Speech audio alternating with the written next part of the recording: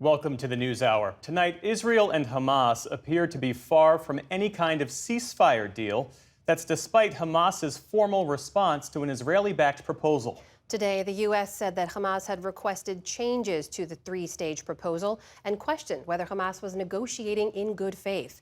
Nick Schifrin continues to follow this all for us. So, Nick, tell us more about what we heard from the U.S. today and what we know about Hamas's response. There was a lot of he said today, Israel, Hamas, and the United States. And as you guys just put it, really no sign that Hamas and Israel are any closer to any kind of deal. Today, Secretary of State Antony Blinken criticized Hamas for waiting nearly 2 weeks since President Biden laid out the details of this ceasefire to give this formal response that Hamas has given. And Blinken criticized Hamas for proposing changes that he said went beyond positions that Hamas previously took.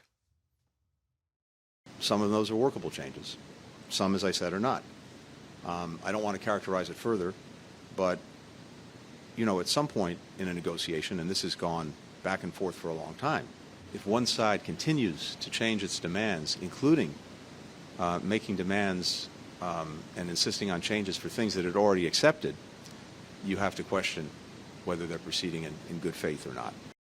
So clearly Blinken questioning whether Hamas actually wanted any kind of ceasefire proposal, and U.S. officials have been doubting whether Hamas leader Yahya Sinwar in fact wanted an end to the war. As for the changes themselves, Hamas suggested that it's looking for a timeline for both the permanent ceasefire as well as the full withdrawal of Israeli troops. And as we've been talking about, this proposal only requires Israel to go for a temporary ceasefire and for that temporary ceasefire to continue as long as the two sides are negotiating. Hamas today, though, called its response responsible, serious, and positive, and accused Blinken of seeing things, quote, through an Israeli lens. But as we've been talking also, Israeli Prime Minister Benjamin Netanyahu has not formally endorsed this plan, at least not in public. And an Israeli official told me today that Hamas, quote, rejected the proposal, which it hasn't. So clearly a lot of negotiating in public and both sides trying to blame the other. Yeah.